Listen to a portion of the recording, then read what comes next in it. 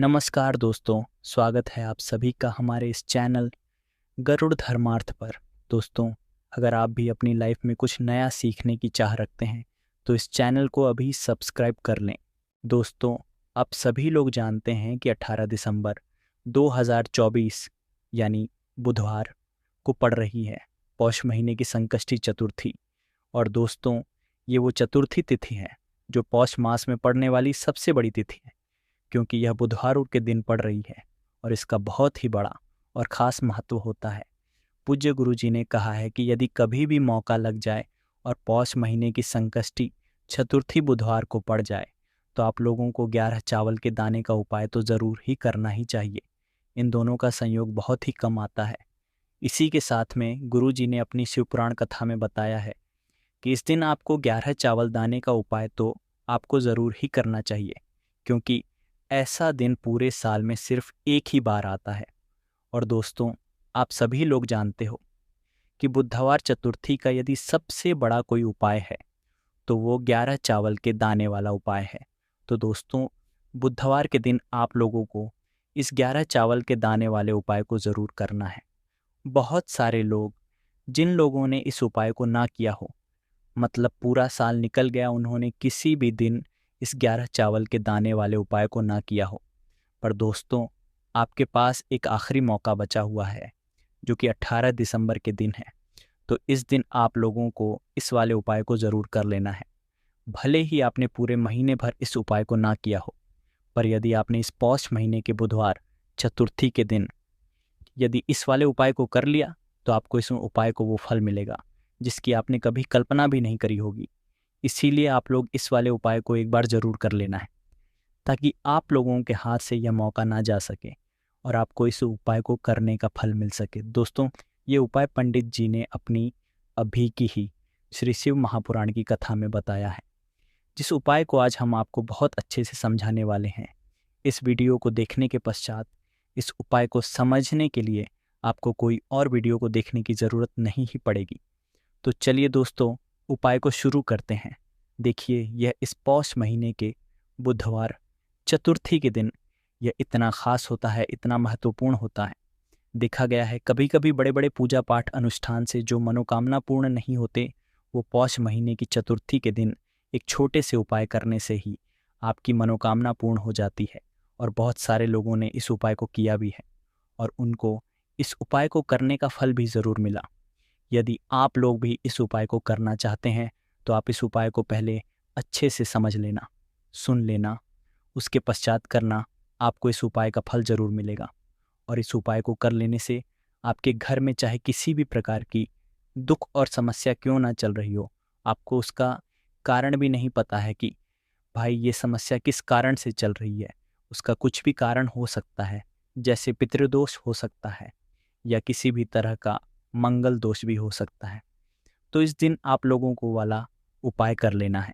ये एक ऐसा उपाय है जिस उपाय को यदि किसी खास दिन पर किया जाए तो भाई उस खास दिन का जो है वह तो हमें मिलता ही मिलता है, पर हमने उस दिन पर इस उपाय को किया है तो हमें उससे भी बड़ा फल मिलता है, और फल बहुत जल्दी मिलता है, क्योंकि आप इस उपाय को बहुत ही बड़े और ख़ास दिन पर कर रहे हो।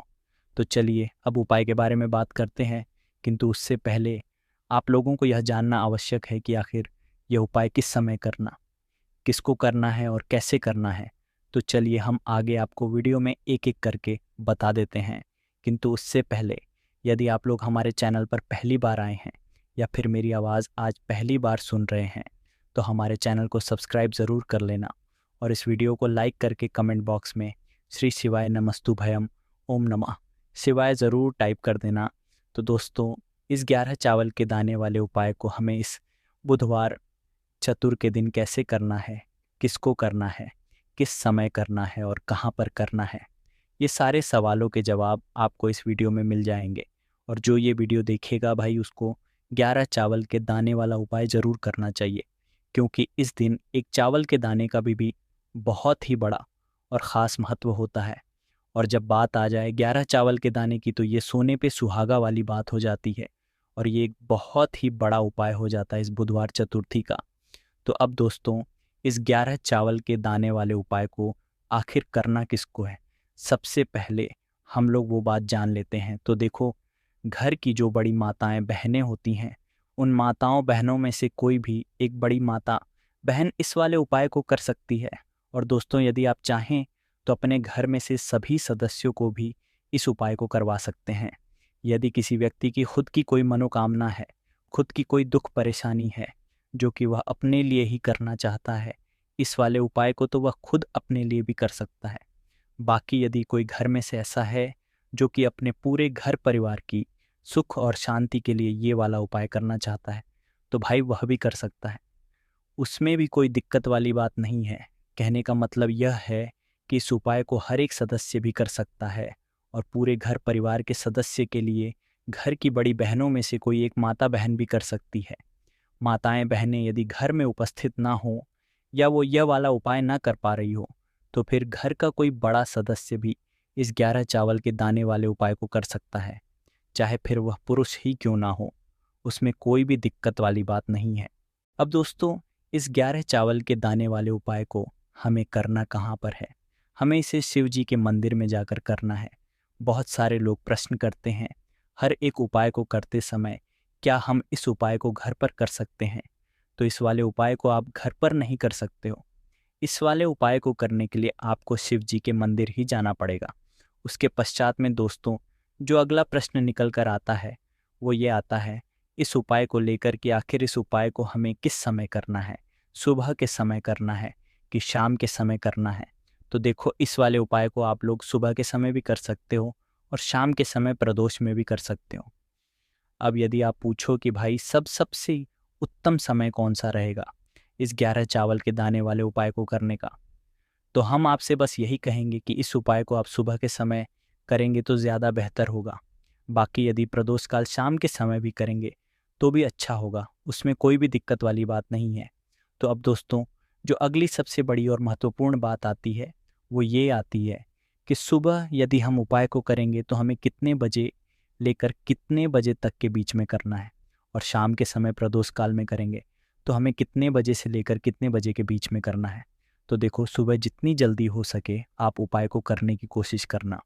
बाकी यदि किसी कारणवश लेट भी हो जाओ, थोड़ी देर भी हो जाए, तो 10 या 11 बजे तक भी आप उपाय कर लेना, पर 12 बजे से ज़्यादा देरी ना हो। ठीक है, इस बात का ध्यान रखना। उसके पश्चात में दोस्तों, यदि शाम के समय प्रदोष काल की करें, प्रदोष काल का जो समय है होता है वो शाम के 6 बजे से शुरू हो जाता है। मतलब शाम के 6 बजे से लेकर 7 बजे के बीच का जो समय होता है, ये समय प्रदोष काल का समय होता है। पर अभी जो मौसम चल रहा है, इस मौसम में जो है शाम बहुत देरी से होती है। तो आप इस उपाय को 7 या 8 बजे के बीच में भी कर सकते हो। मतलब शाम के 6 बजे से रात 8 बजे के बीच में आप कभी भी इस वाले उपाय को कर सकते हो, कोई भी दिक्कत वाली बात नहीं है। अब दोस्तों, यहाँ पर इस उपाय को लेकर एक और सबसे बड़ी बात ये निकल कर आती है कि इस 11 चावल के दानों को हमें लेना कहाँ से होता है, और हमें इस उपाय को करने के साथ में क्या और कुछ भी सामग्री ऐसी होती है जो शिव जी के मंदिर लेकर जानी पड़ी रहती है। तो देखो, यहाँ पर हम आपको बता दें, सबसे पहले आप लोग ये जान लो कि ये जो 11 चावल के दाने वाला उपाय है, सिर्फ और सिर्फ आप उपाय की सामग्री लेकर कभी भी शिव जी के मंदिर मत जाना, क्योंकि हमें भगवान के सामने ये नहीं दर्शाना है कि यदि हम भगवान शिव जी के मंदिर आए हैं तो अपने फ़ायदे के लिए आए हैं। तो इसलिए जो भी पूजन सामग्री है, उपाय सामग्री है, 11 चावल के दाने, इसके साथ में आपको पूजन सामग्री भी ज़रूर लेकर जाना है। देखो, यदि सुबह के समय उपाय कर रहे हो तो सीधी सी बात है, 1 लोटा जल तो आप लेकर जाओगे ही जाओगे। वही 1 लोटा जल यदि मिट्टी का जल हो तो बहुत अच्छा रहेगा। मिट्टी का जल कैसे बनाया जाता है, इसके लिए हमने पहले से बहुत सारी वीडियोस बना दी हैं। आपके पास इस दिन एक आखिरी मौका रहेगा मिट्टी का जल शिव जी पर चढ़ाने का और उपाय को करने का। बहुत बड़ा आपको इस दिन फल मिलेगा। तो इसलिए इस दिन हो सके तो भाई मिट्टी का जल चढ़ाना, तो अपने साथ में कम से कम 1 लोटा जल तो आपको लेकर जाना ही जाना है। यदि मिट्टी का जल नहीं है तो घर का जल भी आप इस्तेमाल कर सकते हो। इसके अलावा जो भी पूजन सामग्री है, देखो 11 चावल के दाने ये अलग आपके रहेंगे, और जो आपकी पूजन सामग्री रहेगी वो अलग रहेगी। पूजन सामग्री आप जो भी चीज़ लेकर जाना चाहे वो लेकर जा सकते हैं।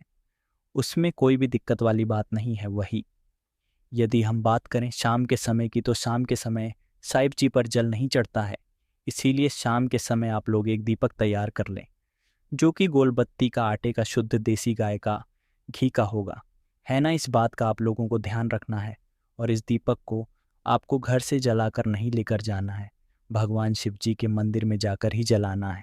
इस बात का भी आप लोगों को ध्यान रखना है।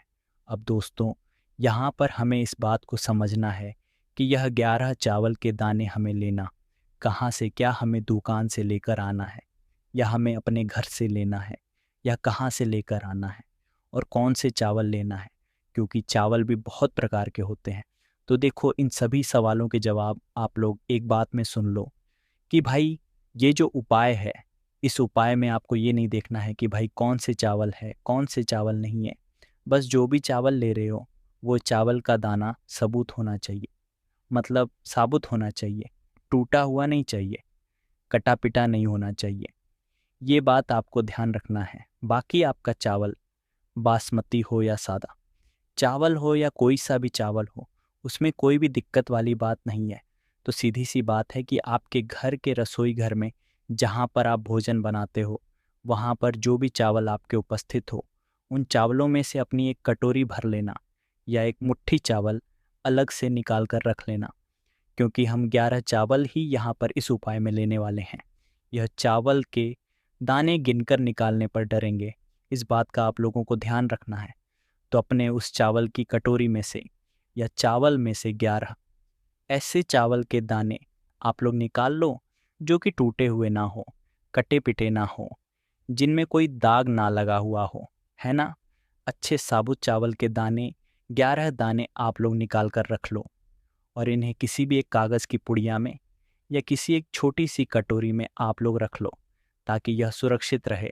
आपके 11 चावल के दाने इधर उधर ना हो, और आपका उपाय भी पूरा अच्छे से हो जाए।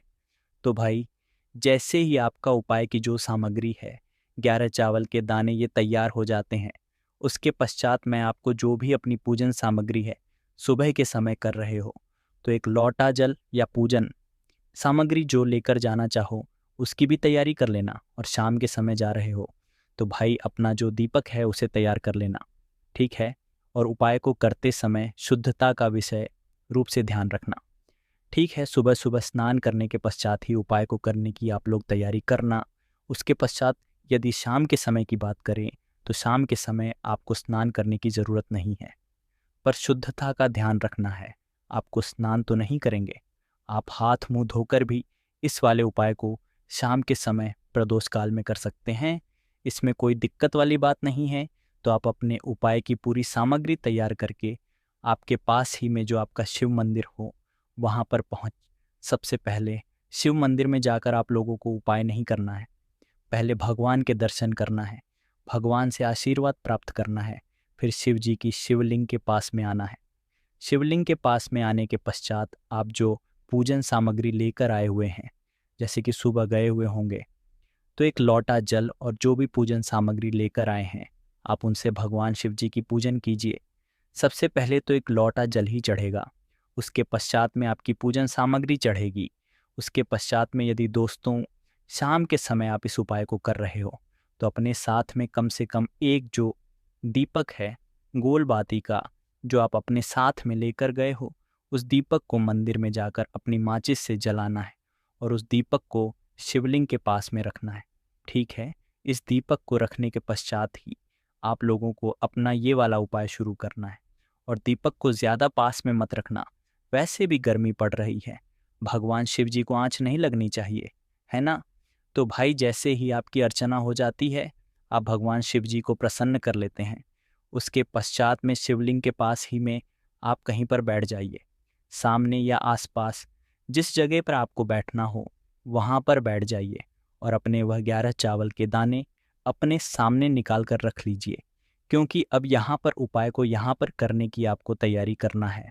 और इस तरीके से जब आप उपाय करेंगे, पूजन सामग्री करने के पश्चात, पूजन अर्चना करने के पश्चात, तो आपको उपाय का फल बहुत जल्दी और बहुत बड़ा होकर मिलेगा। तो अपने 11 चावल के अपने सामने निकाल कर रख लेना। और यह जो उपाय है, यह आपके सीधे हाथ की हथेली से होगा, इसलिए इस बात का भी खास रूप से ध्यान रखना है। तो सीधे हाथ की हथेली का प्रयोग करके ही आप लोग अपना इस वाले उपाय को करना। अपने सामने जो भी आपकी कागज़ की पुड्डियाँ हैं उसको खोल कर रख लो, या कटोरी है तो भाई उसे अपने सामने रख लो और अपने वह 11 चावल के दाने निकाल लो। ठीक है, उसके पश्चात में दोस्तों अब आपको क्या करना है कि शिवलिंग आपके सामने होगी। आपने वह 11 चावल के दाने एक एक करके आपको शिव जी के शिवलिंग के ऊपर चढ़ाना है। कहाँ पर चढ़ाना है? शिवलिंग के ऊपर चढ़ाना है और कहीं पर भी नहीं चढ़ाना है। आपको अपने हथेली से तो शिवलिंग के ऊपर चढ़ना है, भले ही फिर वो अपने आप जलाधारी पर गिर जाए, या मतलब वहीं पर गिर जाए, उसमें कोई दिक्कत वाली बात नहीं है। पर आप चढ़ाओ शिवलिंग के ऊपर ही। तो आपको क्या करना है, अपना पहला चावल का दाना उठाना है, श्री शिवाय नमस्तु भीम बोलना है और शिवलिंग पर चढ़ा देना है। इसी तरीके से दूसरा चावल का दाना उठा है, शिवलिंग पर चढ़ाना है और मंत्र बोल देना है। और फिर तीसरा चावल का दाना उठाना है, श्री शिवाय नमस्तुभयम बोलना है और चढ़ा देना है। इसी प्रकार से आपको पूरे 11 चावल के दाने एक एक करके शिव जी के शिवलिंग के ऊपर चढ़ाना है और भगवान से प्रार्थना करते जाना है।